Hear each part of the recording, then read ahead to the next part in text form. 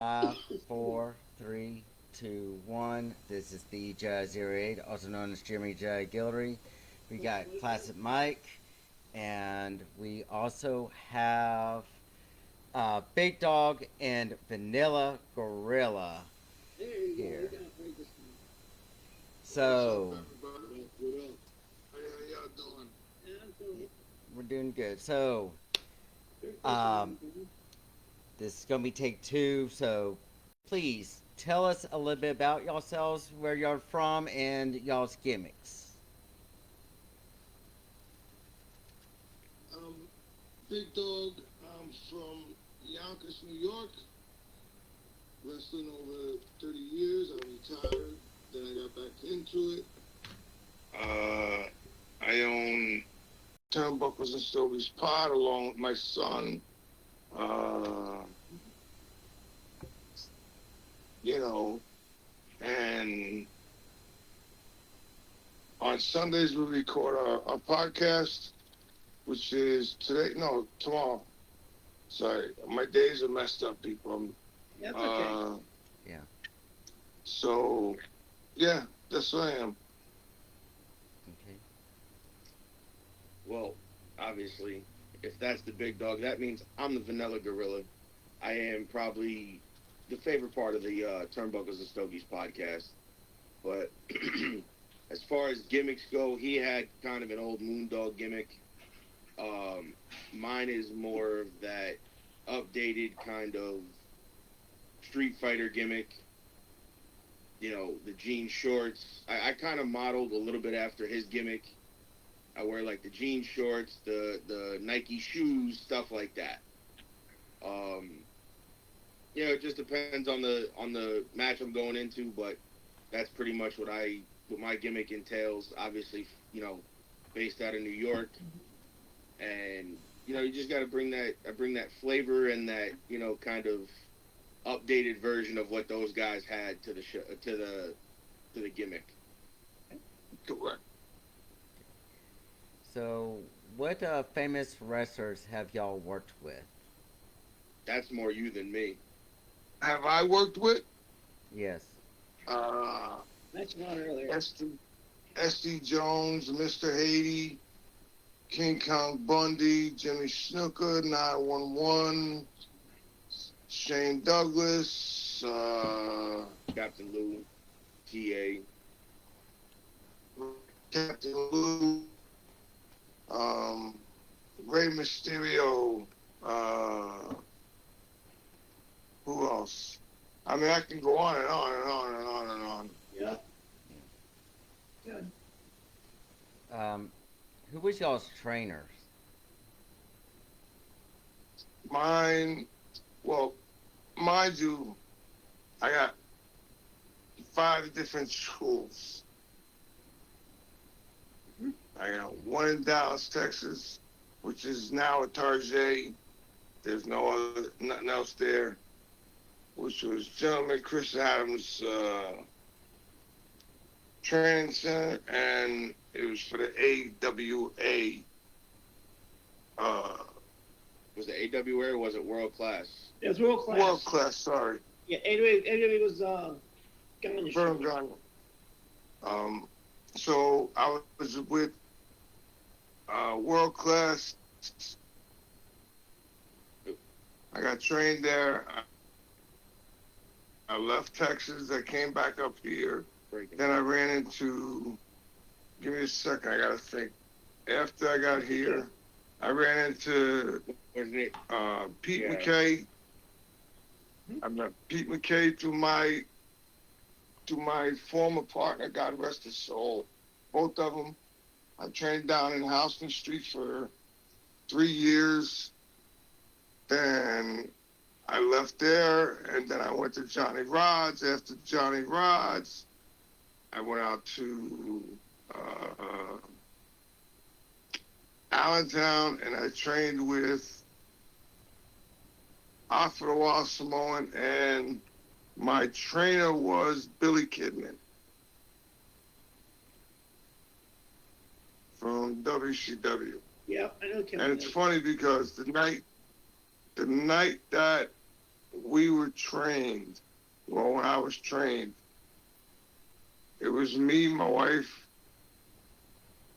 and my son. No, I wasn't there. The night that It was you, no, Mom, Uncle Tony, and his wife. right, I'm sorry. So it was me, my wife, my friend Tony, and his wife. So on that note, Billy came, he trained me. We were leaving to come home. We got home, and I put on WCW that night. And who was my trainer? The infamous Billy Kidman.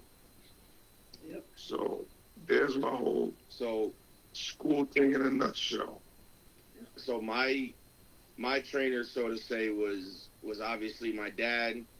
Then it would have been when we were up working in a company in Rhode Island. It would have been outpatient and Trooper Gilmore, who also had a hand in kind of showing me a little bit of the ropes and kind of teaching me here and there. It would have been those three guys were my trainers.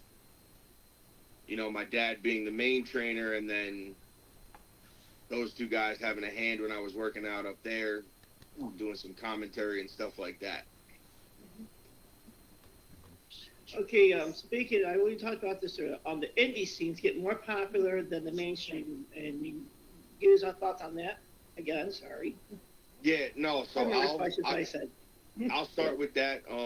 I think the independent scene getting the notoriety it has is great for guys like me who are just starting out, who are trying to get out there and do more and get more bookings, and also, as a wrestling fan as a whole, I think it's great because I said it earlier to you guys as well, I think the independents have a lot more compelling storylines than a lot of these big companies, and I've said it before, I've said it numerous times, I've said it on my podcast when I'm having conversations with other guys, that it's where it needs to be in such a prominent light, and I think it's long overdue. And again, I'll say it again because I said it earlier as well. And again, not because they're friends of mine, because these guys have put out quality products since the day they launched the company a year ago, I want to say.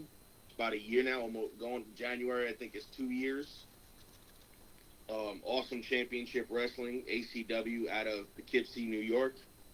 They predominantly run, well, really for the most part, they run the Mid-Hudson Civic Center, which for those who don't know is a very historic wrestling venue. Yes, yeah, I know about that, Hudson.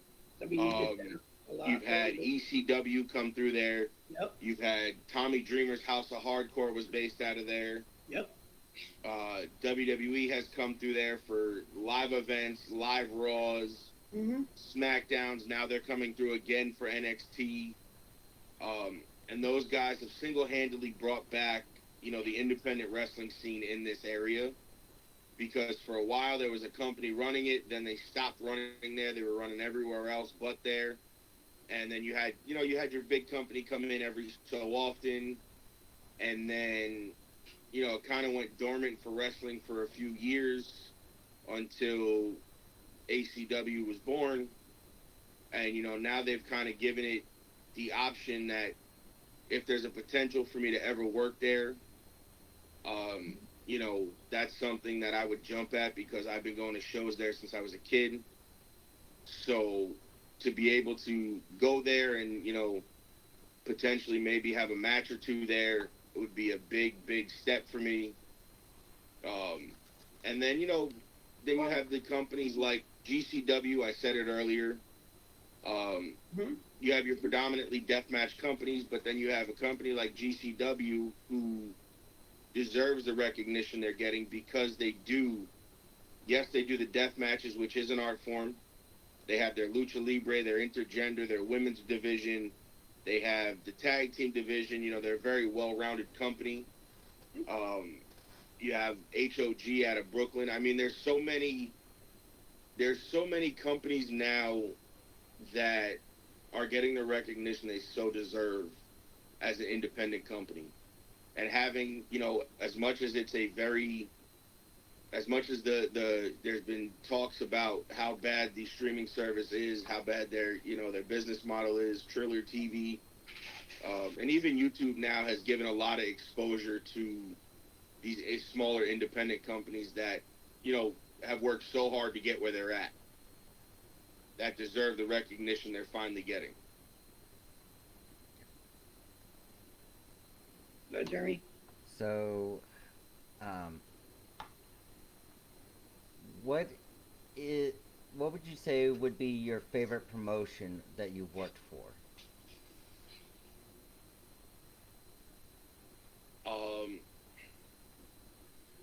I've only worked I've worked for 4 promotions. Doing like I worked one company. I did backstage stuff, but I had a blast working. I've had a blast working for all the companies that I've worked for. ACW, that was out of North Carolina, that was a one and done. American Coliseum Wrestling out of New York. They're also great guys to work for. I did some commentary for them as well. I'd have to say, for me, it would have to be a tie between Funhouse Wrestling, which is where I made my in-ring debut, and New World Wrestling Extreme, because up there is where I was given the opportunity to kind of get in the ring and start, learning how to take bumps and start training up there. So those 2 companies hold kind of a special place in my wrestling journey, because I got my commentary start in New World, but I was also able to kind of learn and watch how the business unfolds behind the scenes as well. Okay. So I'll turn that over to you now, and you can tell what your favorite company was. So I have to think, because I've wrestled for so many. I don't really have a favorite. I have ones that I like and ones that I dislike. And my favorite one that I wrestled for was WXW for Alpha. Yeah, see, It was a great school. that was another good organization that was out there. Yes. Yeah, it was a great school when I was there. Mm-hmm. And he'll tell you, if you're not ready to work, then don't come to school, because I got there, I was the only one there besides him, and let me tell you, I busted my ass doing squats and things like that. And mind you, when I went out to see Pops, I was almost 500 pounds. And I was squatting down, getting up, squatting down, getting up. Push-ups, I was doing women's push-ups. And from there on out, I said, I got to lose the weight. So I did that. And then my next one would be...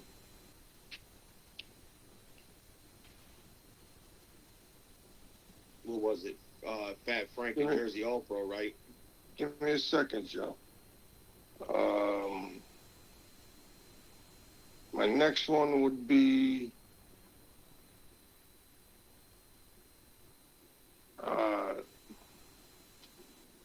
what's Jimmy's New World Wrestling.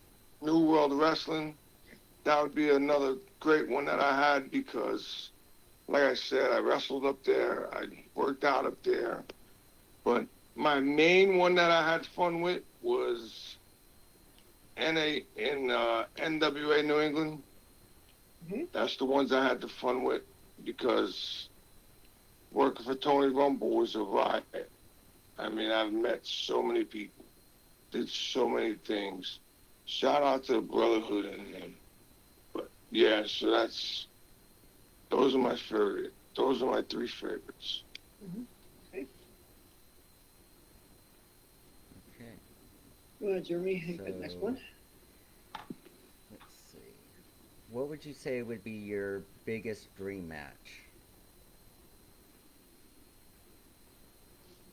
My biggest rematch. Yes. So the biggest match that we've had is what you're asking? No, what is a dream match that you ever wanted to Oh, do? dream match.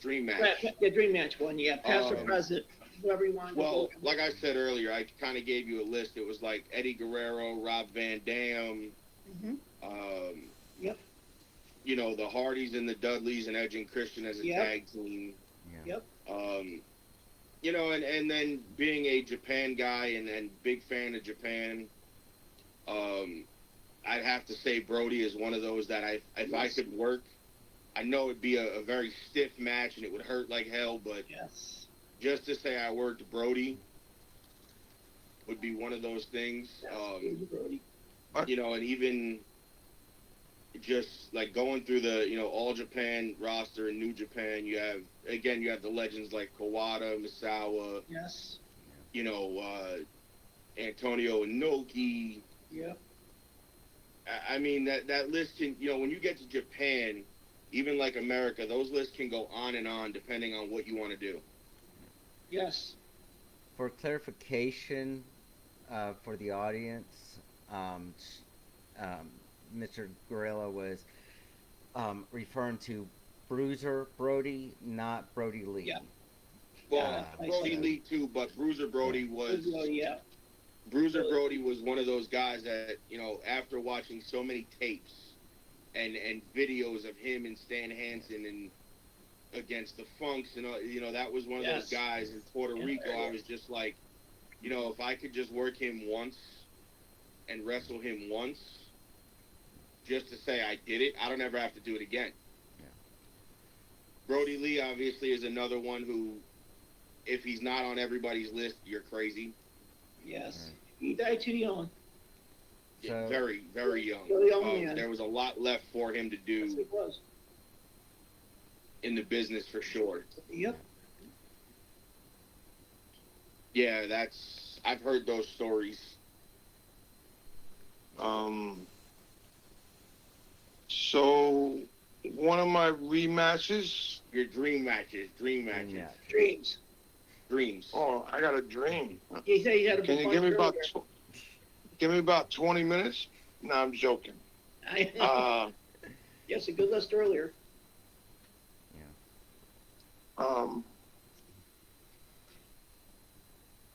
Yeah, I forget what his list was, but it was a very good list.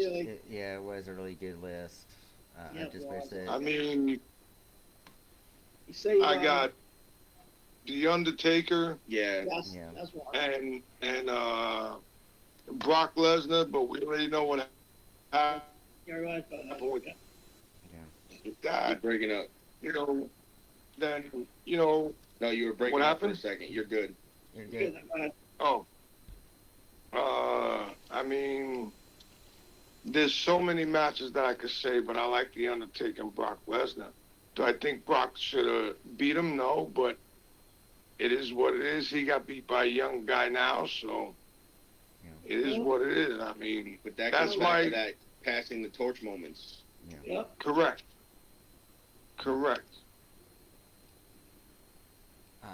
So y'all have wrestled all throughout the United States. I've heard y'all say that y'all wrestled in New York, Texas, New Jersey, South Carolina, North Carolina, all throughout. Which state would you say would have the best crowds?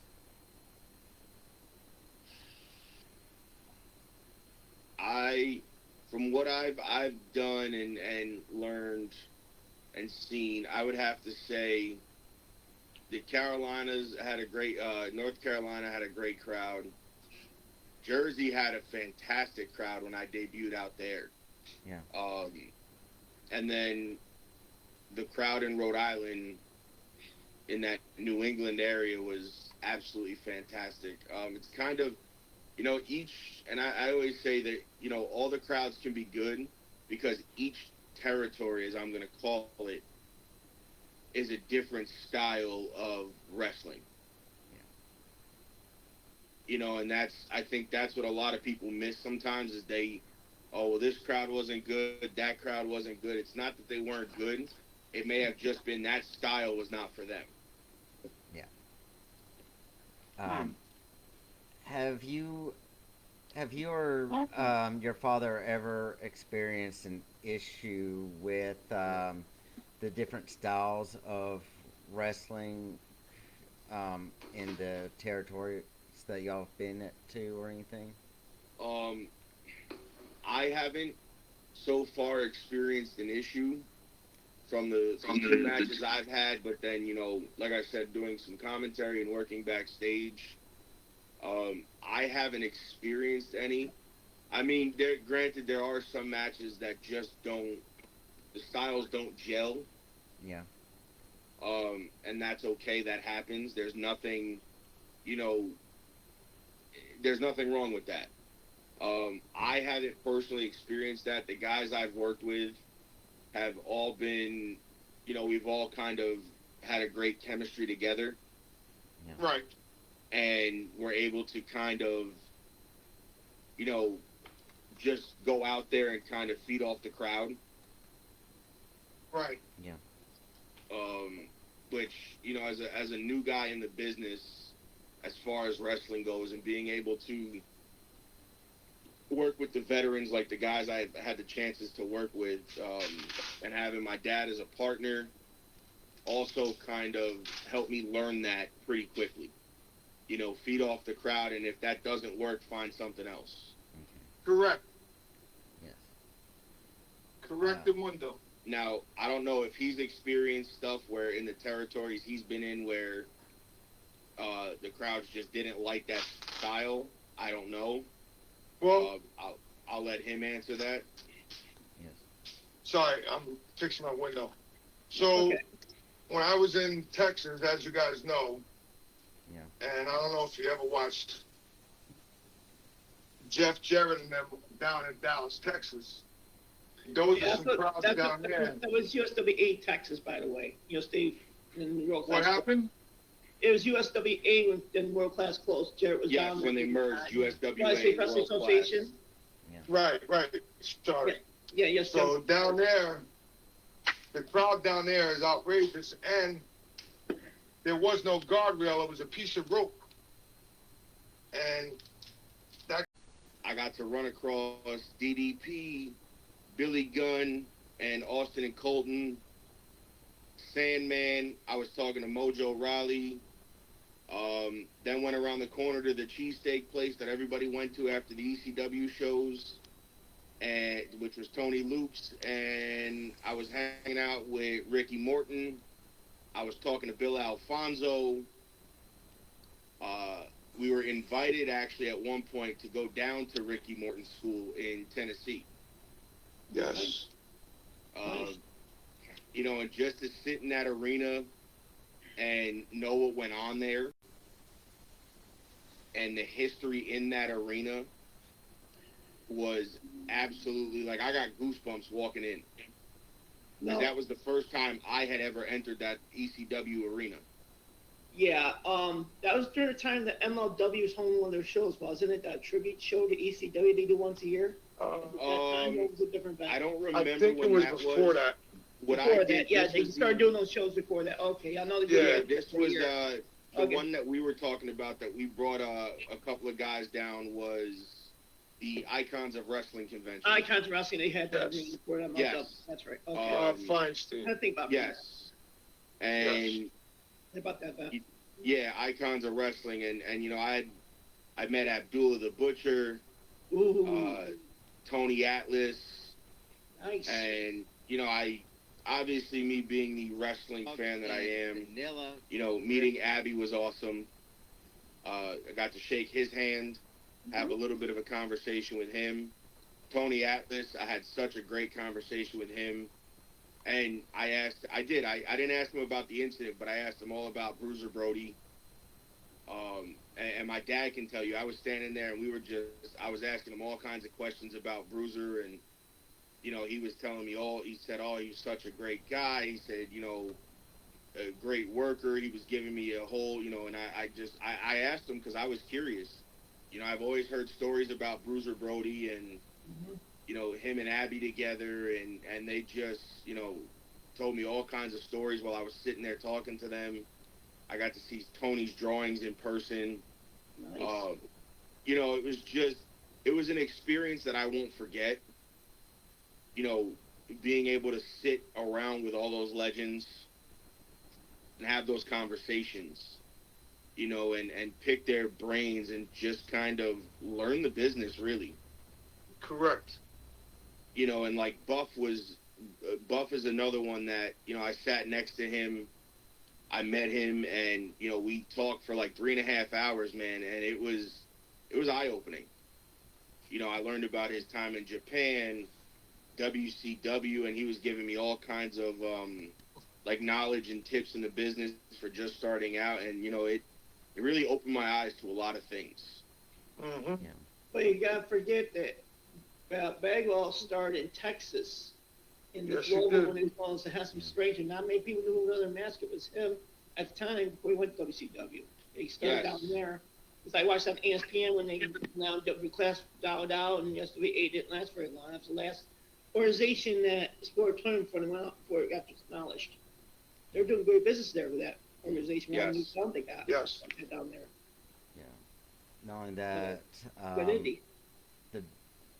a good thing about Buff Bagwell right now is that he is going to be coming down to my hometown on September 5th of this year for a charity event where we're putting in a Q&A session with him at the local Rotary. Shout out to Wes and Kristen for putting that on for us, for the community. Anyway,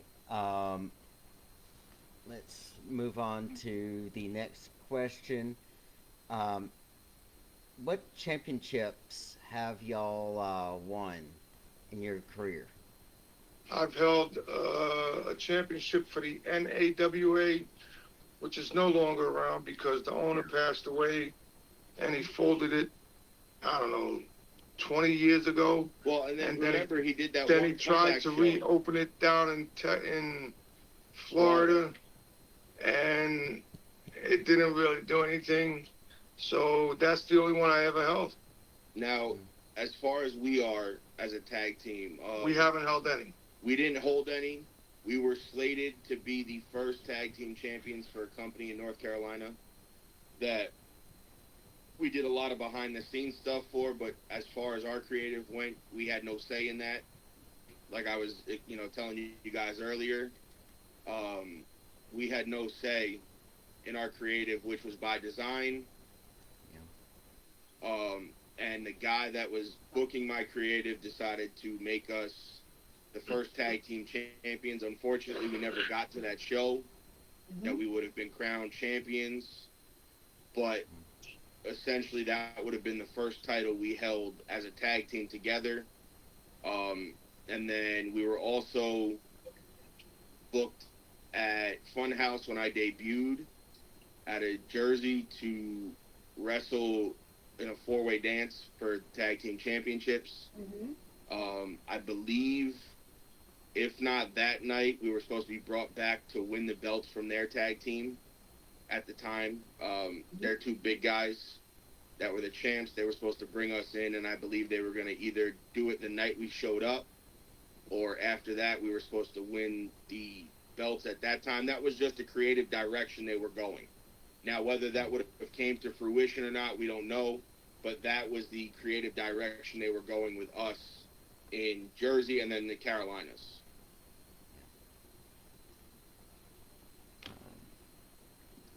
Okay. Okay, I got a question. I asked you this earlier about the people with egos who are only in for the money, not prestige, and you guys tell me what you thought about that. About the who, I'm sorry? The egos. The people that want money instead of doing the wrestling and not doing it for Oh, wrestling. yeah. You had a big topic on that So, when I asked that. Yeah, so that, Somebody you know, got my personal story today. it's funny you say that because that comes up a lot more frequently throughout the industry now, as a lot of guys are in it for the money. Which, granted, I mean, sometimes the money's great, sometimes it's not.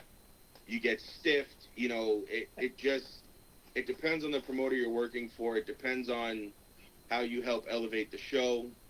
Whether if you're promoting the show, helping, get the word out that you're going to be there. A lot of times that's what goes into what your worth is. What you can draw, what you bring to the table. But the guys that are in it for the money, a lot of times don't care truly about the business. Mm-hmm. And that's not everybody. That's not everybody. There's a lot of guys who are in it for the money that care about the business. Yes, both. And you know who those guys are, and it shows. Mm-hmm. Me personally, would I love to make the money? Absolutely, I would. If NWA, a TNA, a WWE, anybody came knocking, would I go? Most likely I would. But I'm in it more for the love of the business, the love of the sport, the love of the game, really, is why I'm in the business personally. The only time when I went to the Carolinas, that was the only time my rate was a little higher, and that was because we were traveling. We had to drive 10 hours. Maybe we can get pasta tomorrow, and I can make honey. But again, it's one of those things that, it depends on where you're going, what you're doing, who you're working with. It's really each situation. And again, it goes back to what you can bring to the table and what your draw power is. Am I correct? Correct. So Give your opinion about that, Dennis, about what I just said. Give your opinion About the Eagles of the business. Huh? Yeah. Eagles. And Those are the guys that are wannabes. They show up to the show, they don't shake your hand. They think that they're the next. they mainly just The do it for Rock. the money. Yeah. Yeah. Correct. They think they're the next Rock. They think they're this guy, that guy. So I did a show in New Rochelle, and I was, God rest his soul, with Paulie, who ran it and owned it. And his announcer has an attitude with me because I'm good friends with Paulie. And because I used to get away with stuff. And I didn't walk in and do anything. I went in, I did what I had to do, and I left. But he would come in, not shake my hand, nobody else. I'm like, yo, aren't you supposed to shake everybody's hand when you come in? Well, I don't have to. I'm an announcer. I said, I'm sorry. You're still under Paul's ban. Oh, yeah. Well, shouldn't you be shaking everybody's hand? I said to him, you ain't got to shake my hand. But this isn't about money for me. This is about loyalty. Whether it be Paulie, whether it be this one, that one. It's about the loyalty, not about money. Because if you're not loyal, then there's no reason for you to be in a business. Because my thing is, you got to have the loyalty for the business in order to get the business money. If you ain't got loyalty and you're only in it for the business, for the money, God bless you and your family wherever you go, because in that case, hell, I should have been filthy rich. If I was one of them guys, I should have been filthy rich. You know what I mean? It's just crazy the way I see these people that make their money, and it is what it is. What are you gonna do? Okay, go to the next question, Jeremy. I think I ran out of questions. Okay. Say again? So going on to the issue with the wrestlers doing it for the money, what do you think promotions need to do about those guys that say that, oh, I'll only do this if you pay me like a very high amount and things, and they clearly just want to just wrestle for money purposes and nothing else. Well, that's why a lot of people stopped using them, because they were putting out, I don't know, for a guy like Joey, they were putting out like $400, let's say $400 or $500. And he gets there and he says, oh yeah, well, we got to do this because I have a I have to go and I have to go to WCW tomorrow and I can't be hurt. Meanwhile, he was supposed to do a triple threat Right. hardcore match, and he was supposed to be the one out with injury. How's that look? He's wrestling here tonight. Tomorrow he's going to show up down in WCW, and he's going to be walking in perfectly fine. Right, and I think, you know, what that is too is like I said, it's, you know, they're asking for that kind of money, but it's what, you know, again, it goes back to what do you bring to the table? Yeah. Do you draw? Are you promoting the show? Are you posting up the flyer everywhere you can on your social medias, on, you know, whatever? And I think, you know, that thing right there is what stops a lot of people from being booked or makes them change their booking fee, because now they're realizing that, you know, if I'm not doing A, B, C, and D, and I'm going in and telling them, well, that doesn't work for me, we're going to do this instead, you know, now not only are you not helping promote the show, you're not helping draw a crowd, now you're telling me what you're going to do because you don't want to do this. Yeah. And I think that's where a lot of that, you know, like you said, that ego comes in, because they want what they want, and they only want themselves to look good and not anybody else. Yeah. Were there ever any booking disagreements or booking decisions that you've experienced or you've seen that you completely disagree with altogether? As far as like we go, or our characters or our storylines? Overall. So As far as I go, I haven't ran into anything so far that, again, I've only had a couple of matches that I didn't mind. Yeah. You know, I don't mind if I got to take a loss. I'm not one of those guys that's gonna, well, that doesn't work for me, I'm not doing this, I'm not doing that. Yeah. You know, because at the end of the day, to me, it's, if you're a good hand in the company or in the business, you know, you're going to tend to get booked a lot more, because you're a guy that can go out and make yourself, but you can also make the person you're working with or the team you're working with. So I'm under that, you know, whatever needs to be done, I'll do. I've seen people who disagree with their booking decisions, and I've seen them get, you know, fired that night, the day of the show, or hours before the show, and now you got to scramble to figure something out. Yeah. Can you Am I supposed to answer that too? Or? Yeah. Go ahead and answer that. Yeah. I mean, I'm just checking with the boss. I want to make sure it's okay. Yes, it's okay. Yeah, that's both the same question. Yeah. So I've experienced a pay discrepancy. I got told I was getting like $350 one night, and I was like, cool. They sent me half of it.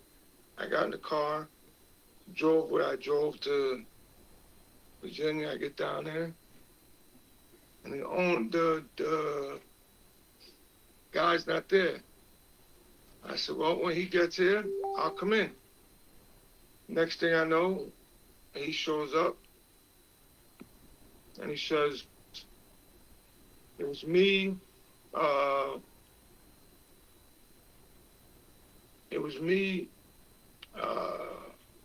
and Public Enemy.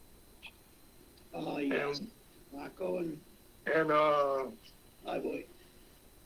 Rocco Rock, Yeah. and Johnny Grunge. Johnny Grunge, yep. no, not Johnny Grunge, the other guy, Mahoney? WCW. Walt Mahoney? No, his grandfather, Paul. Joe, you know who I'm talking about. Well, anyway, tells us, we'll give you the other half at the end of the show. I said, no, that's not how it works. I get paid, I don't work. And he kind of caught an attitude. He caught an attitude with us. So we basically done the show. And I mean, we had a fun time. None of us got injured or nothing. But yeah, so I got screwed on that deal. And I mean, it is what it is. But yeah, you got to watch out, man, because there are guys out here that will screw you over every chance they get. They'll tell you 300. That's why you have your contract. You tell them, I'm going to send you a picture of the contract. Right. And I like it back with your signature on it. Well, and not only that, if I don't get it back in 24 hours, don't expect me to be there. Right. Now, we have seen at a company, I won't name the name because we do love those guys up there. Okay. Where, I don't know if you remember this, Dad, when we were doing the booking and stuff and helping out with a company, and we had 3 of us back there, and we all laughed because we thought it was a rib. Oh, because the whole car was on the right side. We're not going to name the names, and then somebody came in and basically did the that doesn't work for me, brother. And, you know, again, because the guy is a hell of a worker. You know who I'm talking about. He's a fantastic worker. And for the people that don't understand, when you're a booker and you're booking a card, and the owner's over your shoulder, and you're putting Tony Atlas over Tito Santana, and they already notice, and 20 minutes later you come back, and Tony Atlas is losing to Tito Santana.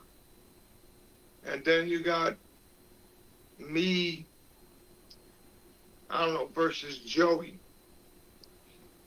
And I'm winning, and then I'm losing. And you go down the whole right side of the card, and it's all losers. I mean, all people that are over. And then you look to the one card on the left, and it's somebody on the left that is winning because they don't like the person that is wrestling on the right. Yeah, you run into that a lot when you're booking or helping out backstage. Or you're helping out. Hey, listen, do you think this works good or this works better, or because I've been asked when I'm backstage, what do you think about this? And I'm not, and I tell everybody I'm nobody. But when I have guys coming up to me saying, hey, listen, what if I did this? If it's a screwy, if it's a fuck finish, what if I do this? And then, I'm like, well, from a fan's perspective, what if you did this? And I give a fan's perspective. I don't tell them what they should do. I give a fan's perspective suggestion. Right. And those guys are like, oh, you know what? Actually, I like that better. Why don't we do a combination of both? This way, not only are you pissing off the guy you're working with, but now you're pissing the fans off too, which is what you want. Right, right. Yeah. So, have y'all ever been a part of a booking decision for a show? Like, for the entire card, or just for y'all's portion of the... Oh, no, we were in charge of a whole booking thing. We were in charge, so we were in charge of booking, and I was in charge of creative for a whole company. Okay. In North Carolina. Me and my dad were bookers because, we have a lot of friends in the business, and I was part of creative because I just have that creative mindset when it comes to the wrestling business. Okay. And the only decision that I had no call in, like I said earlier, was us becoming the tag team champions. Yeah. I had no control over which I really didn't want because we didn't want that's a lot of work. We didn't want it, but again, we handed our creative off to the other guy on the creative team and said, you do what you want. I have no part in the booking of that. I have no part in the creative of that. You book it out. Whatever you want to do is what we're going to do. Okay. And that was the way I left it, because we all know in this business, they're, oh, well, this guy did it because he's creative and he's a booker, or this guy did it because he's a promoter. No, I had no say in my creative. Yeah. My creative person came to me and said, here's your storylines for the next year. Here's what you're going to do. You're going to wrestle these guys and these guys and these guys, and you're going to come back and you're going to beat these guys for the belts. And, you're going to go on a run for like 6 months, and then you're going to lose. You're going to disappear for a little while as far as, the in-ring stuff. And then it would have been, we would have gotten the belts in May or June or whatever it was. We would have lost them in October. We would have went away for 2 months and then, shown back up as like the mask guys that run through the crowd, come in, beat everybody up, hold the belts up, and then, we wrestle, we unmask, boom, guess what? We're back. Yeah. Like that was his creative idea. And I said, that's cool. He asked, asked me what I wanted to do, and I said, listen, that's completely your call. I said, whatever you think is going to work best is what we'll do. Yeah. Because I wanted no parts of my own creative, because again, I wanted somebody else to do that part for me. I wanted to do creative for everybody else.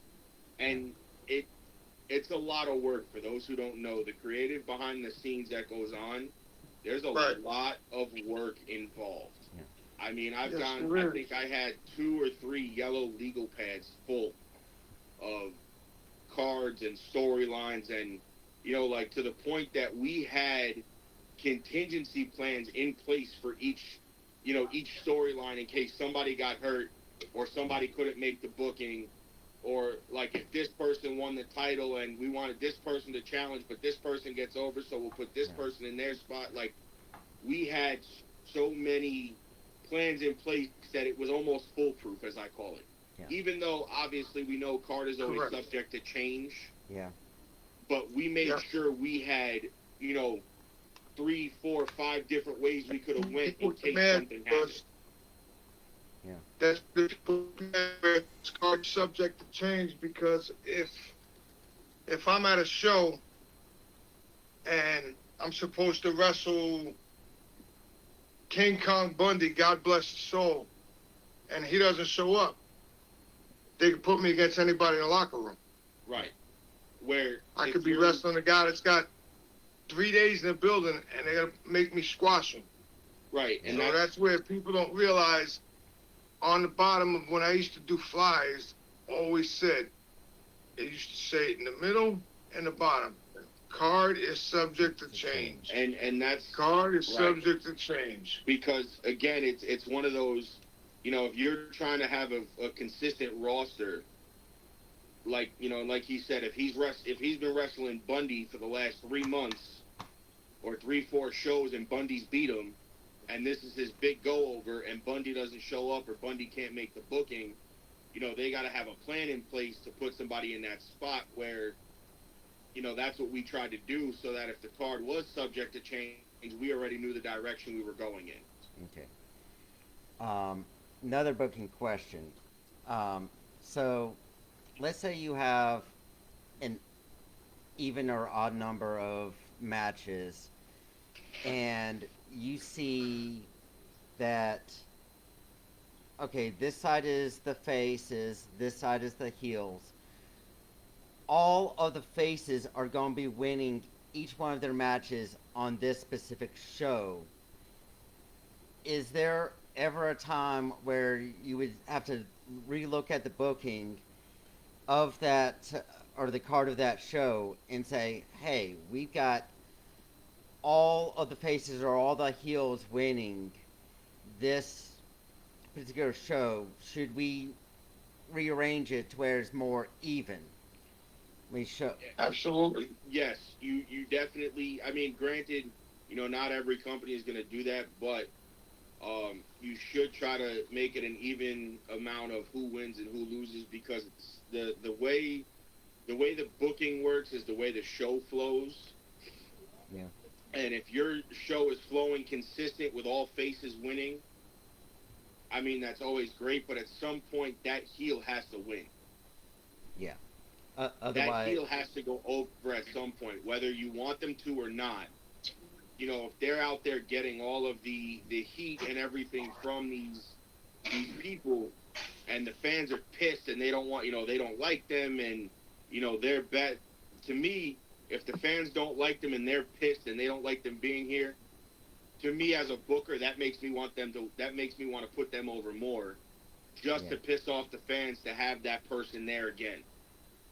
yeah, Because eventually, if it's, again, if you're doing a series of matches, which is usually sometimes how like a rivalry or storyline is, everybody's got to get their win in, but yeah, if it's done right, it should kind of be a back and forth, or he's cheating 3 or 4 times in a row and he wins, and then your babyface comes back the next match and it's a stipulation match, and it might be a no disqualification, no count out, and then you have your babyface win something like that, yeah, and get their win back because there's no cheating involved. yeah. Correct. Yeah, It's a straight up, like, no disqualification street fight. Basically, winner takes all, and that's something like that is where you would have your babyface win. yeah.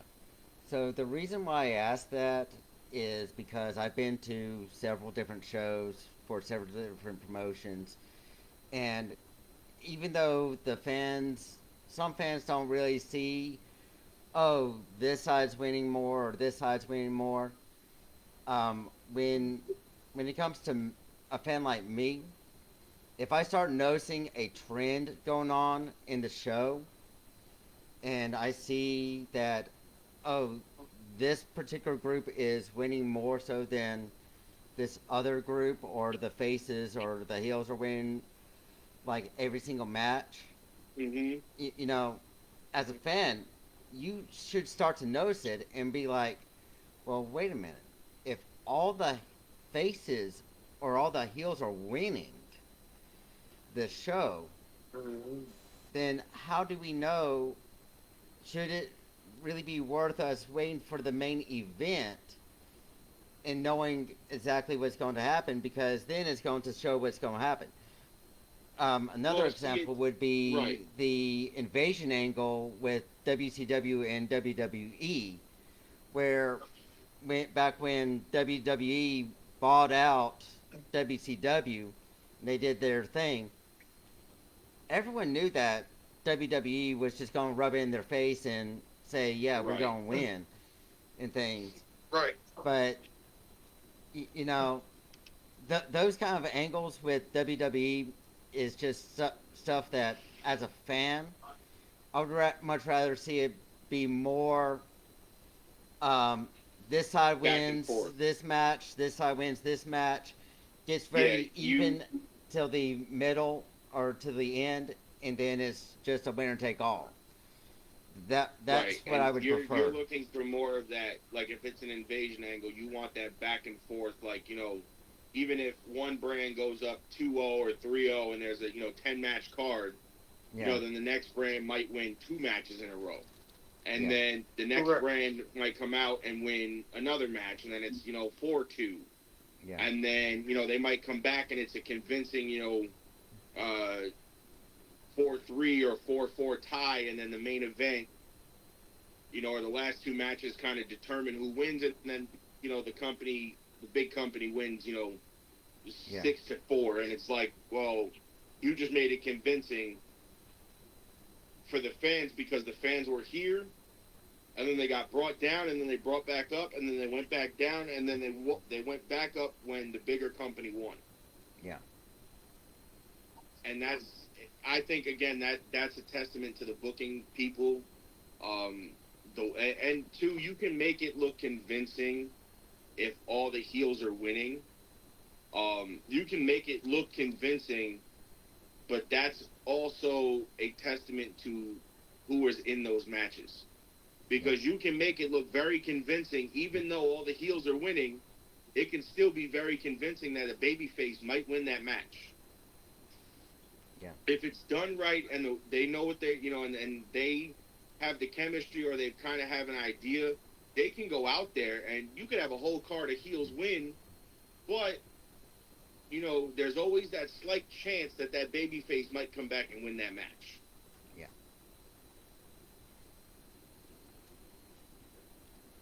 Do you have any other questions, Mike?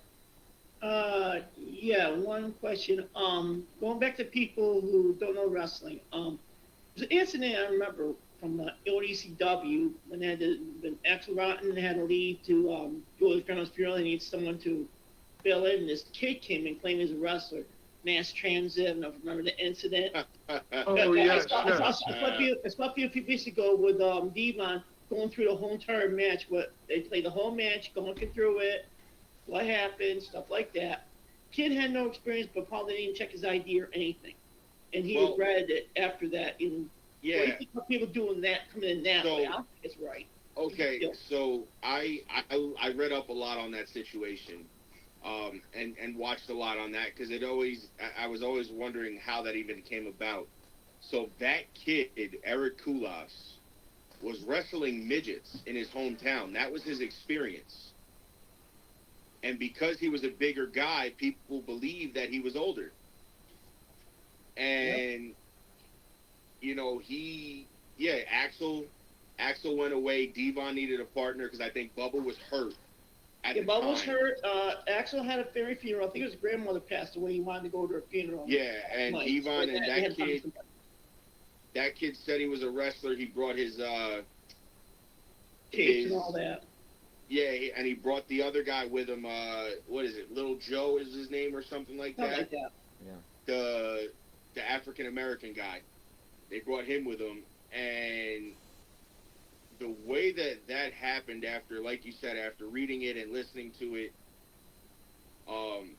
the kid kind of told New Jack what he wanted to do. Yes, cut him deep. Yeah, he said cut. Yeah, he told him to cut him deep and. Let's do this, and, it kind of, I think part of it pissed New Jack off because the kid is new. Yeah. And, me being, and I can tell you from a new person's perspective, you can give your suggestions, but the veteran that's in that match is who's basically in charge of commanding what goes on. And as far as what I mean commanding, it's like, okay, it's not so much calling the entire match. It's, listen, here's how we're going to get, here's the finish. And, we're going to do these, because everybody's got their own big spots that they do to get to where they got to go. Right. So it's like, we're going to get from here, we'll get to this, however we get to this spot, but we're going to get to this, and we'll get to this. And then, everything in between is kind of a back and forth in the ring and, feeding off the crowd. And when that kid said to cut him deep, he said, okay. And I guess the kid had done something else to piss New Jack off. Because Devon tells you, Jack told me just stay out of the way. Well, anyway. He told me just, Devon, stay outside. And if you watch, every time Devon went to get in the ring, Mustafa or Jack hit him. Mm-hmm. And then finally they just kept him outside, and New Jack went to town like he always does.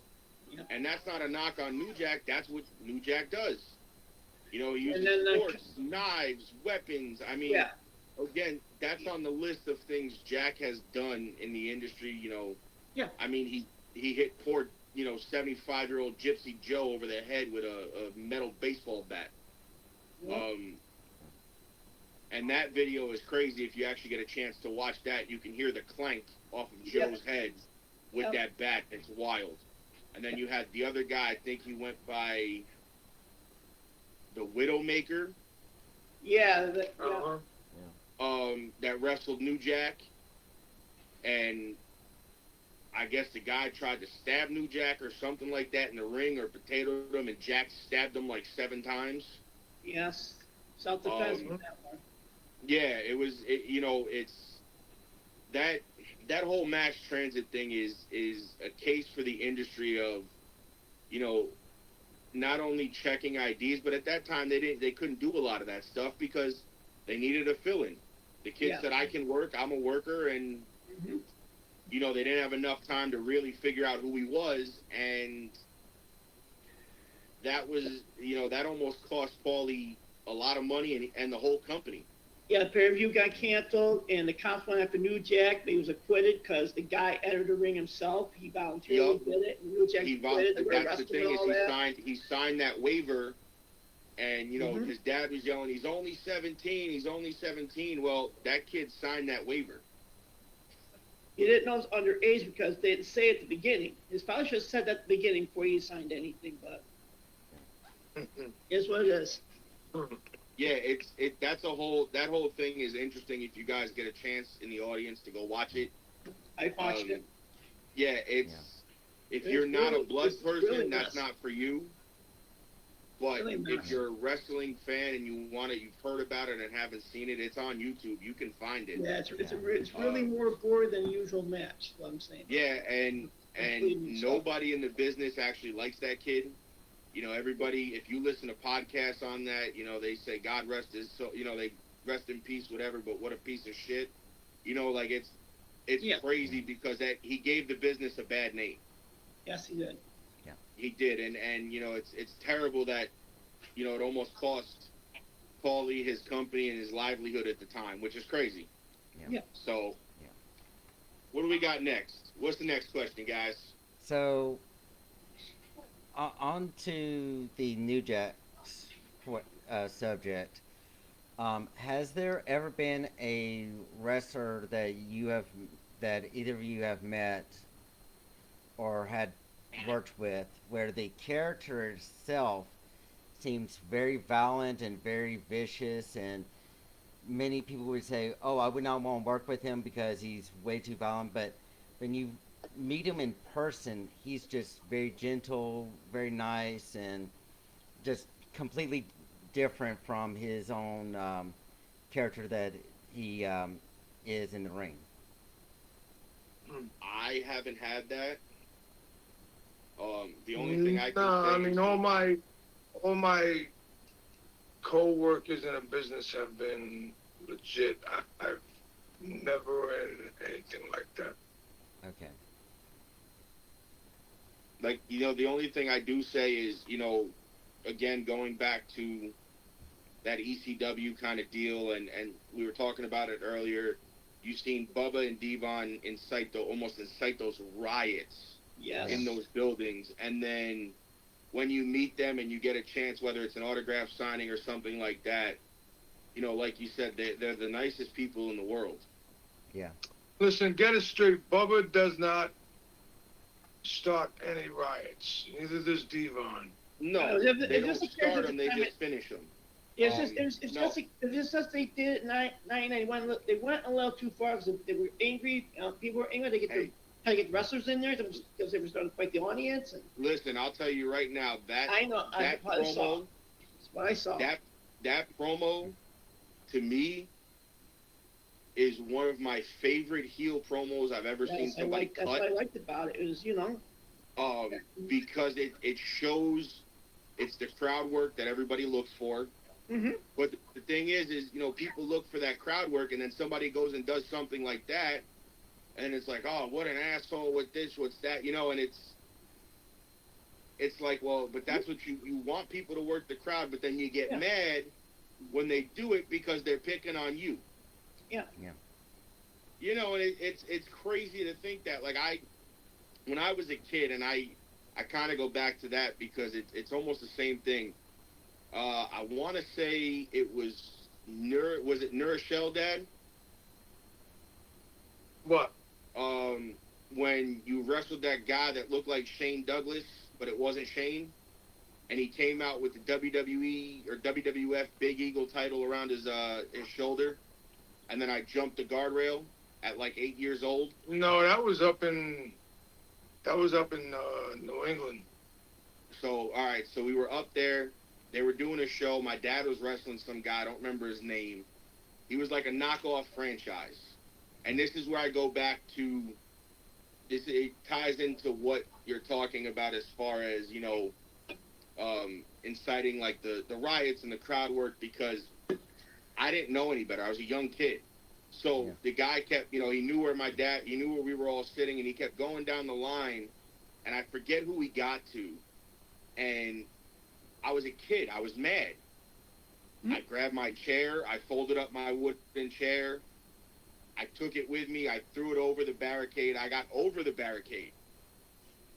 Like, I got around security and over the barricade. I was getting ready to, like, get in the ring. My uncle came out, who was one of my dad's good friends. I've always said he was my uncle. Real deal Joel Davis. They sent him out. He couldn't get me. My dad had to come out. Now, mind you, he wasn't even fully dressed yet. He had one boot on. He had one boot on. And his hair, he didn't even finish, his hair wasn't even wet yet.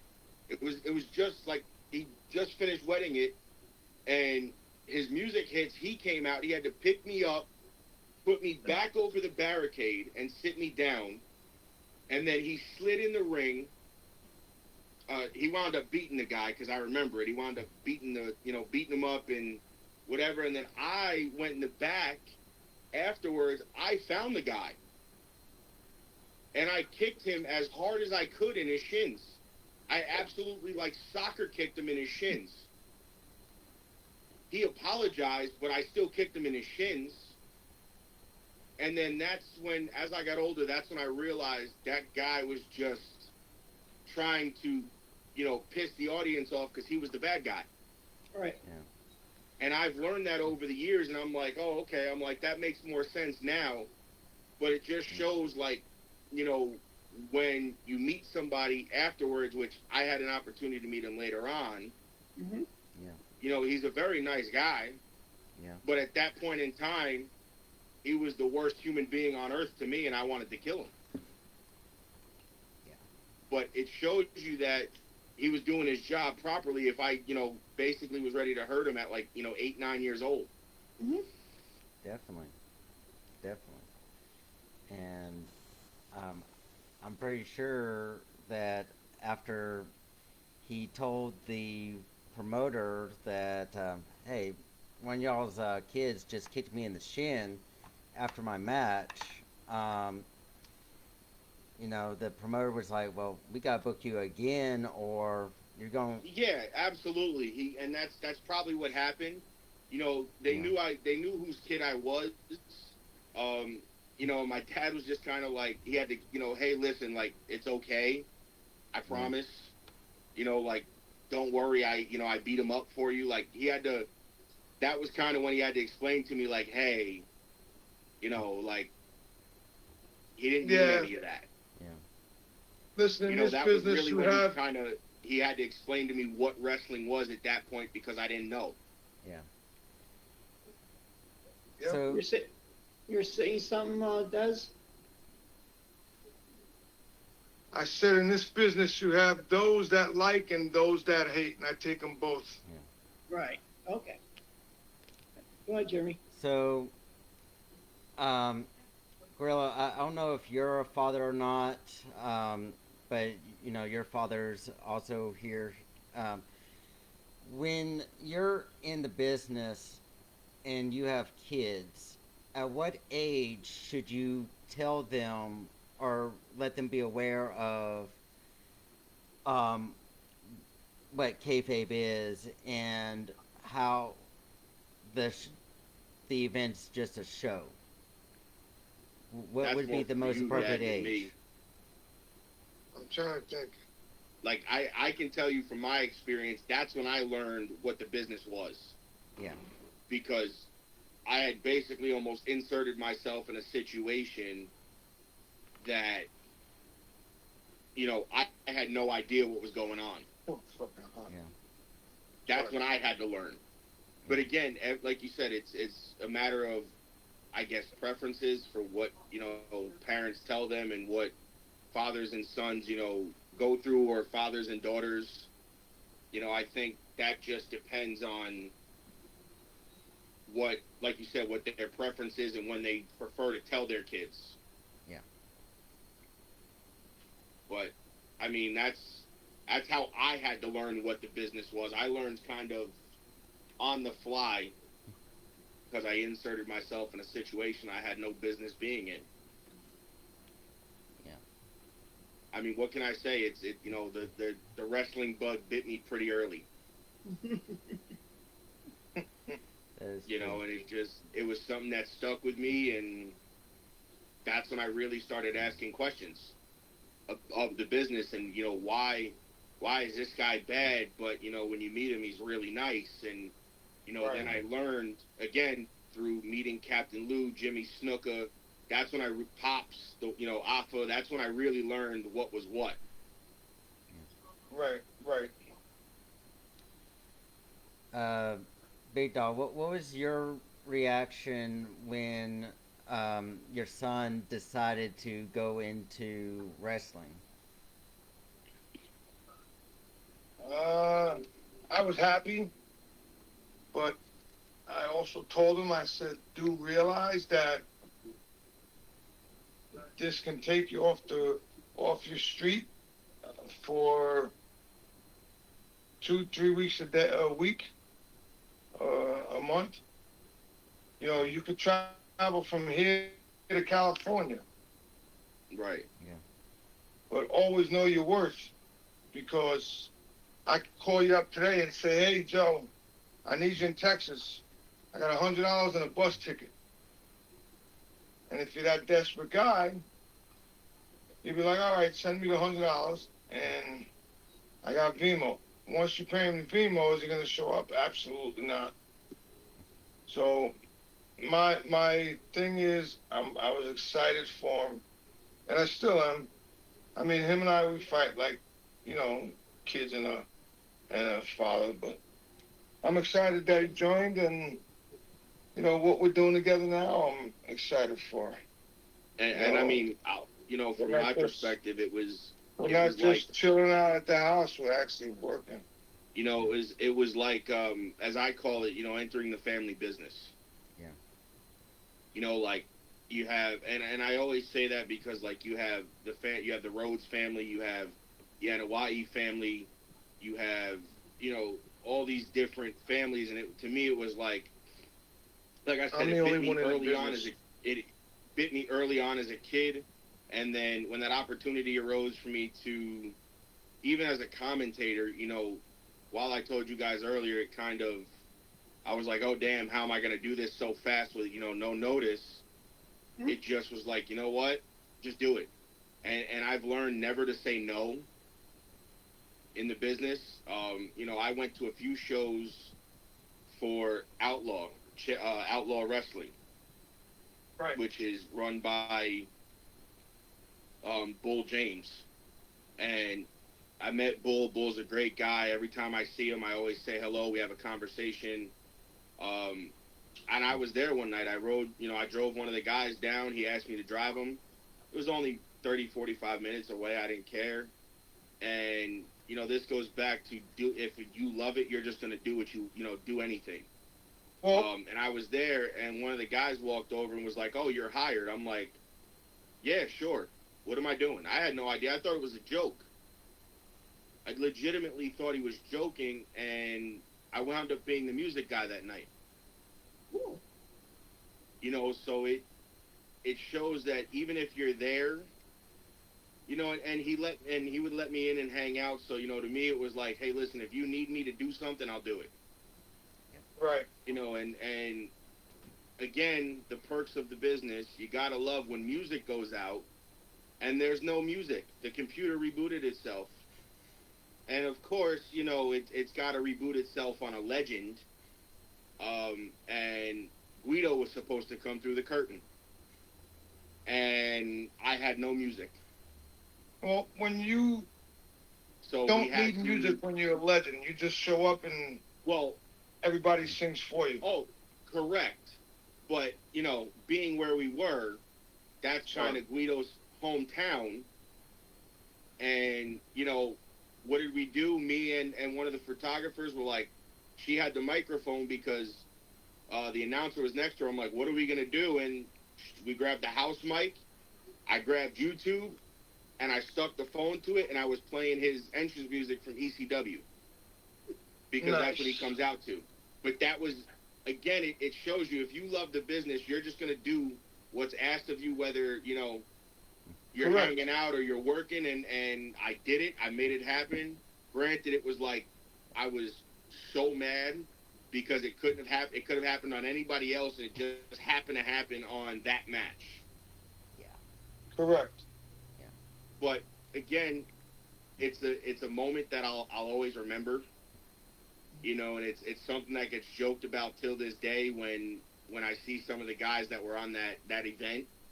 So it's like it's an ongoing joke, but at the same time, it's a memory that I have with those guys.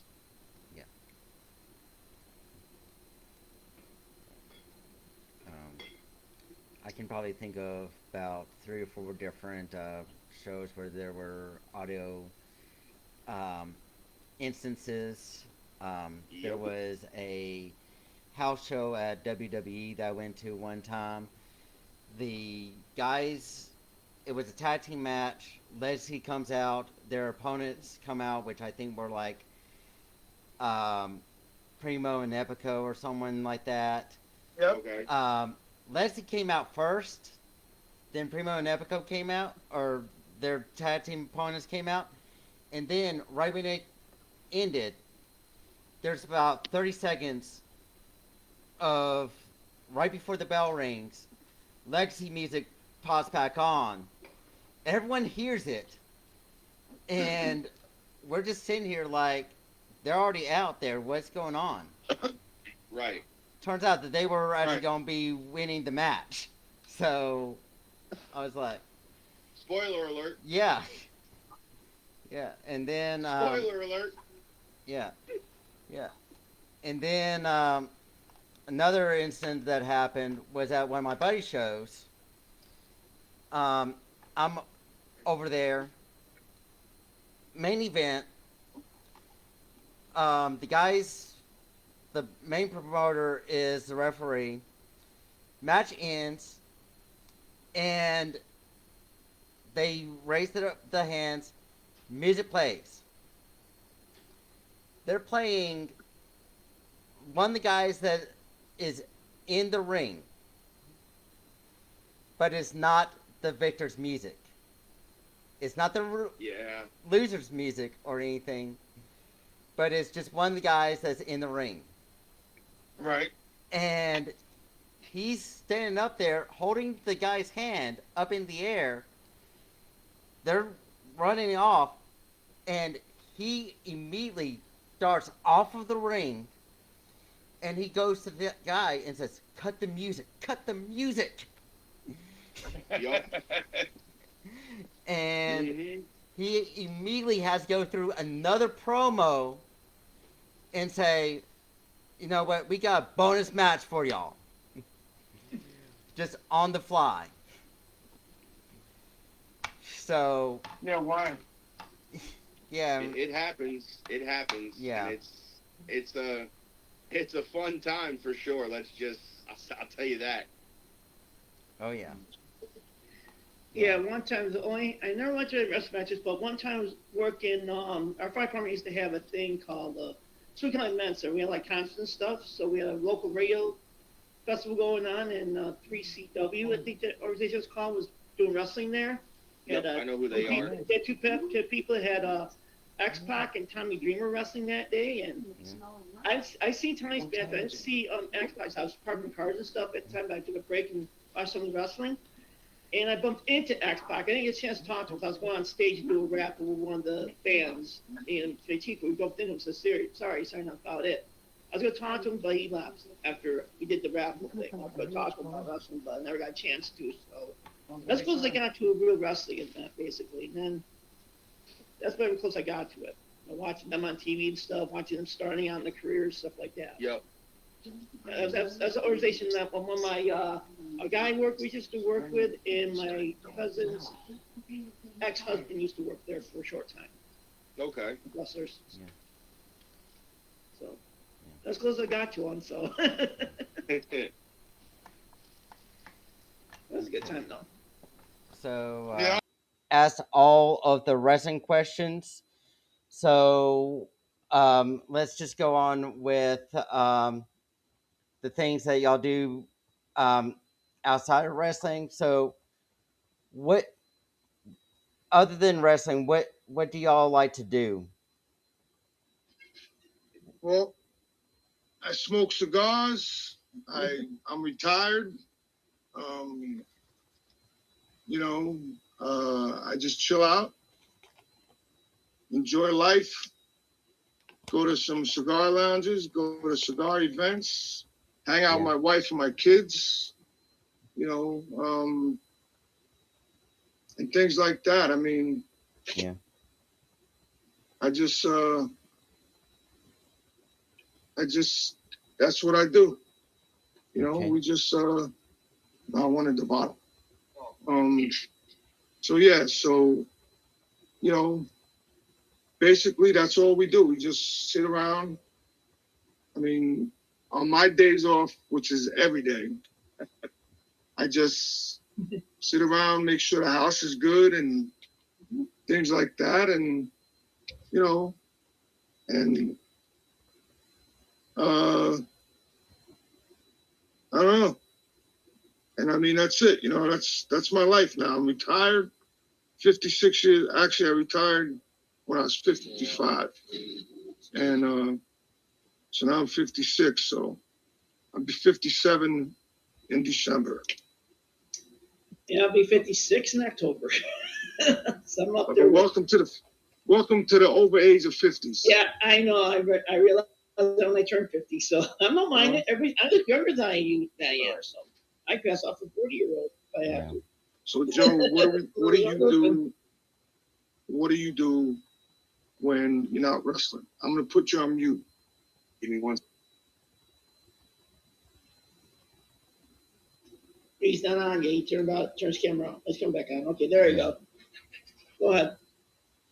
You're on. Can you hear me? Yes. Yep. All right. So when I'm not wrestling, obviously I'm working my regular, 9 to 5. Right. And then on top of that, I am running co-hosting, running, designing, doing all kinds of merch designs for our podcast that we have called Turnbuckles and Stogies Podcast, where we go live every Sunday on Amazon, Roku, our YouTube channels, MB Radio, which is Military Broadcast Radio, who graciously took a chance on us a few years back. Nice. Where we talk all of wrestling and cigars, mainstream, independence, stuff like that. Nice. Designing merch designs and stuff like that. Plus, I'll give it to you in a minute. Plus, besides designing merch, we're doing our own cigars as well. We're working on that. I'm booking guests, reaching out to wrestling companies to try to get them to come on. I'm besides smoking cigars and enjoying them, I'm always doing something. Running, 7 days a week. Sometimes I gotta put my phone down and just check out. And obviously then I'm watching my wrestling throughout the week, my independence on the weekends. I get to shows when I can. Like we got NXT coming here next week. And then we have ACW that's this week coming, Wednesday night, the 13th, or Thursday night, one of them. And then they have Mischief Night in October. So if I don't make it to that one, I'll make it to Mischief Night. And it's just, I'm always doing something, but the podcast has been my main focus really when I'm not working or not wrestling, making that, what it is. And, if you guys see here, we have our banner, which is us in the middle of a promo shot from the backstage in North Carolina. Okay. It has the Untouchables across it, and then it's a championship belt with 2 cigars hanging out of the side. So that's kind of what we do. I mean, the podcast has really helped us out a lot, and thankfully having the friends we've had, in the business, I've gotten to bring wrestlers on and kind of reconnect with some of the guys I had met through doing shows and helping out backstage. And, it's given us the opportunity to reconnect with them and check in on them and, always invite them back to have a spot because, you don't get to see these guys a lot. if you're not booked or they're booked somewhere else and you're booked there, but they're not there that week or that weekend, you don't run into them as often. But, this business has afforded me to make a lot of friends that I still consider friends to this day. One of them I had met at a show. I was smoking a cigar backstage because it was an outdoor venue. So I was standing by my car, me and my dad, we were smoking our cigars. The guy comes walking by, asked us what we were smoking. I told him, he goes, "Oh, that's a good cigar." And then he goes off to his corner in the locker room outside. They had the smoke. He set up his chair outside. They had the outdoor locker room that you could have changed in, but he sat outside to smoke. And, I went over and started talking. And, since that day, we've been, great friends. We check in on each other every so often. I've had him on my show. We interviewed him as far as his wrestling background. He's actually managed Matt Cardona, too, as well, and Brian Myers when they were just coming up. He had managed them a long time ago. So, it's interesting when you really get to talking to these guys and, sitting down with them and becoming friends with them. And, he ran a group called the Humidor. There was talks of us coming in at some point and working with them as part of their group. And because you had the two main guys, and then he was going to bring us in as like the heaters. When something's got to get done, instead of going to them, they call us. You only get the big guys when it's time for big time matches. And that was the whole thing behind it is, it was going to be it's a cigar themed group, but, you bring in guys that smoke and, we all got along well. So it was kind of an easy transition to bring us in. So what else we got going on, Jeremy? But other than that, we do the podcast every Sunday. We record interviews like you guys are now during the week. We air them on our YouTube. We got our own merch out. So it's kind of it's a full-time business, but again, it's one of those, I love what I do, so I don't consider it work. Yeah. What about your hobbies? What would y'all's hobbies be? My hobby is, like I said, retired, family, smoking cigars, and my podcast, Okay. and watching football, wrestling, Yeah. and that's it. Okay. So, what would you say that y'all's favorite sports teams would be? New York Giants, New York Rangers, New York Knicks, and Yankees. and the Yankees. Sorry. Okay. Yeah. And And about the same thing goes for me as well. all right. Okay. So, Yeah.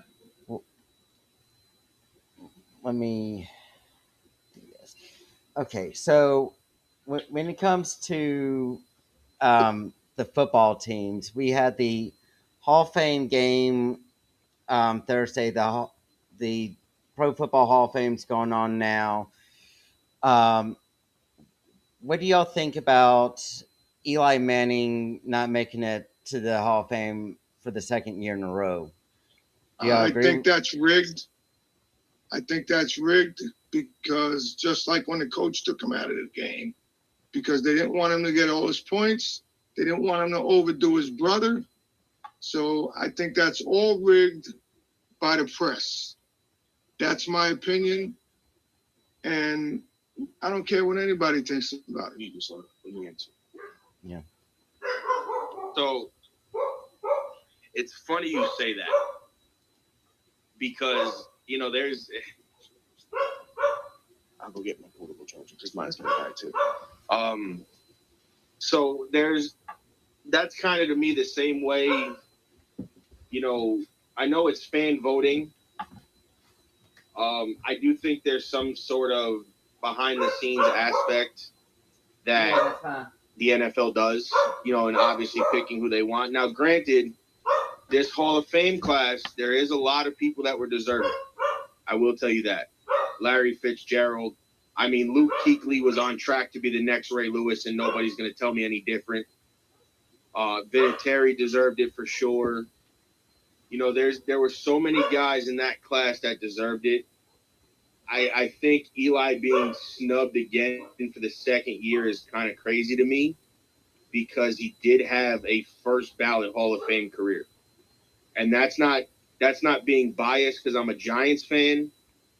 That's me as a football fan. He had a Hall of Fame career, whether everybody wants to admit it or not. The guy kept Tom Brady from being a dynasty and having 5 rings. Not once, but twice.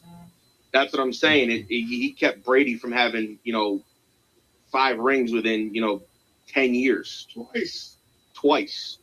If that doesn't tell you that guy's a first ballot Hall of Famer, then, to me, that's where I say it's kind of like, well, do the fans really have the say, or is it really just who the NFL wants to put in at that very moment in time? Yeah. And again, the same thing to me kind of goes for the WWE Hall of Fame. There's guys that are deserving of it that aren't in. There's some that are questionable that are in, but again, they pick who they want. Right. Yeah.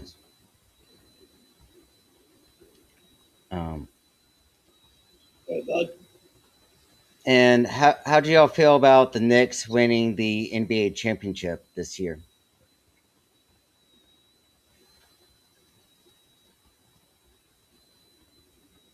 We can't hear you.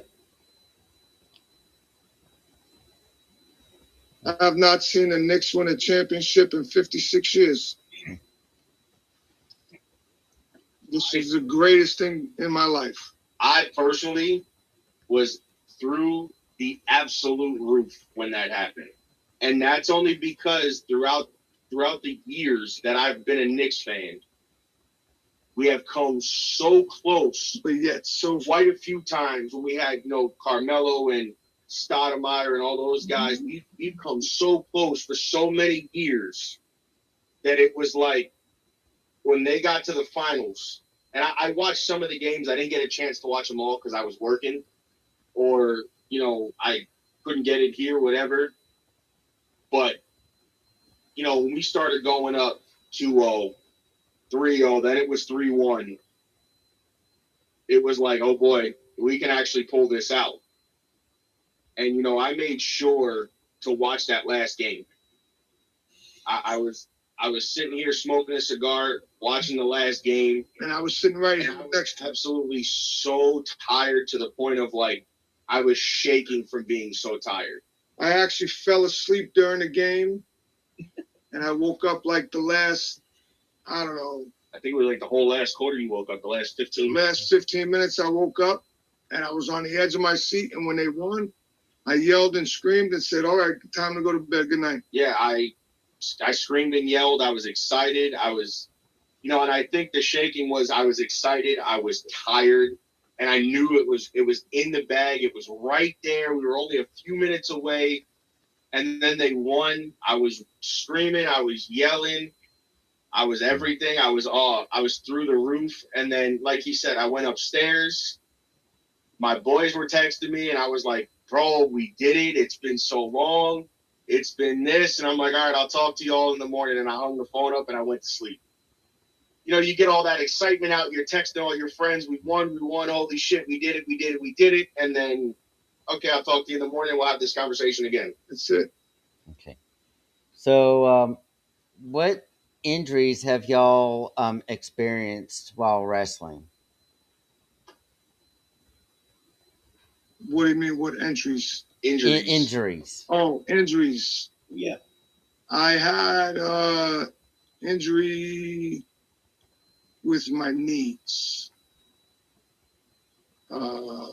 where I think I got thrown out of the ring onto a table or on concrete when I got my phlebitis. Oh, yeah. I got It's called phlebitis.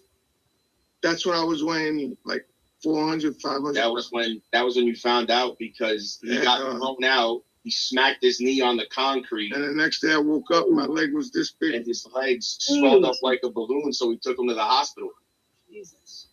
Mm-hmm.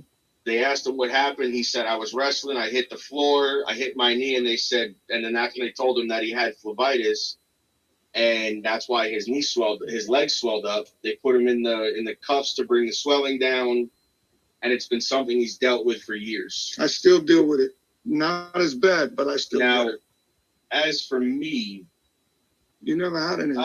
Well, I did when I hit the concrete that time. Right, but it wasn't like an injury. No, it wasn't. Well, it wasn't an injury, but my elbow was swollen for like a day or two after that, because when I fell, because the guy that we were working, kind of, I call it lawn darted himself to me, basically. He got on the apron, he ran from one corner straight across to the other, and just dove. And when I hit, that was low. That was rock. Right, Rob. When I went down and I fell elbow directly onto the concrete. Then I smacked my shoulder, and then the rest of my body hit behind it. So now, I went into wrestling with an injury from when I was playing football, but with my ankle, I was playing basketball in the off season of football. I was out having fun, and fractured and sprained my ankle all in one shot. So I went into wrestling injury, but it's not a long nagging injury. It's just something I try to take care of so that it doesn't happen again. But the injury I had was my elbow and my shoulder. I was sore for quite a few days because, again, you're smacking, they had I call it the little classroom carpet squares that were about that thick. There ain't nothing to them. When you had the classrooms, carpet squares as a kid, there was nothing to them. I said I just basically would have been better off smacking concrete. But as far as major injuries, I've never had any. Again, thank God. Your biggest, I think, was your knee. It might have been your rotator cuff. That had nothing to do with the rest. No? No. Had no work. Yeah. And finally, we all get this question a lot. I call it the forbidden question. Questions that all wrestlers have heard, all fans have heard. Yep. It is, why do you love wrestling, and why should we care that it is kayfabe or yeah.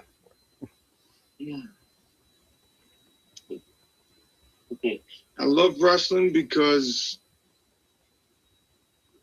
it's a good sport. I love it because you can be yourself or an alter ego, however you want to put it. And, a lot of people now, and I hate to say it, don't kayfabe.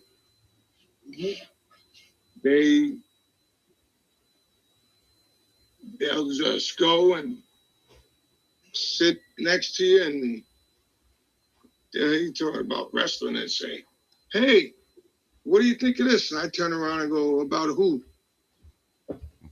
Well, Joe Schmuckatelli. And social media has kind of escalated a lot of that, too, from not being kayfabe. Joe Schmuckatelli got an injury. Oh, who told you that? Well, it's all over the internet. All right, so believe the internet. Don't listen to me. Meanwhile, the guy sitting right next to me. And I'm like, so where's your injury at, buddy? He goes, what do you mean? I said, I don't know. And he looks, he goes, oh, yeah, that's right. My arm doesn't work. This doesn't work. I said, you seem to be sitting here eating just fine. But I think the kayfabe went out the door in the late 90s. Yeah. Okay. Because right now, there ain't no kayfabe anymore. Dude. You're for anybody now. Good guy, bad guy, whatever. If there's one thing that you could change in wrestling, what would it be?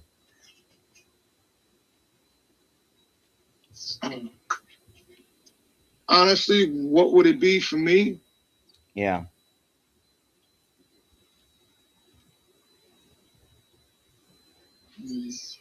That they would have to. If I owned a company, WWE, NWA, whatever, Yeah. they'd have to wipe their feet on the mat. Because getting in that ring, not only are we getting in, but probably after us, maybe there's a bunch of girls getting in, a bunch of guys and girls getting in. Don't hurt yourself. Because you hurt yourself by doing that, you're going to blackball yourself. So my thing would be to wipe your feet, get in the ring. Because I think it's disgusting when you don't. I would have to say probably social media, but not all of it. And the reason I say that is because social media is a very good tool. To me, I would change it to where you're going to use social media to keep your kayfabe or your storyline the way it is. If I hate you and I hate your guts, and and Jim Cornette said it best. A lot of guys, which I get, you're apologizing. They're on Twitter. Oh, I'm sorry. And like Jim Cornette said, he would use social media and go, well, screw it. If the guy dies, he dies. But that's the way of that error being brought up. And I think using social media as that kind of tool, correct, to further progress your character and your storyline as far as keeping it kayfabe would be an absolutely fantastic avenue. All right. So you got nothing else right now, Mike? No, not right now. All right. So it's been a pleasure to have y'all on here. This has been the Jedi 08, also known as Jeremy J. Guillory. Classic Mike here. Classic Mike. And we had Big Dog and Vanilla Gorilla. Yep, the Vanilla Gorilla. Yep. Gorilla. Yep. So I want to thank you for having us on. Yes, thank you. So please We appreciate it. Like, share, subscribe, follow on Facebook, subscribe on YouTube. Thank y'all and goodbye. Later.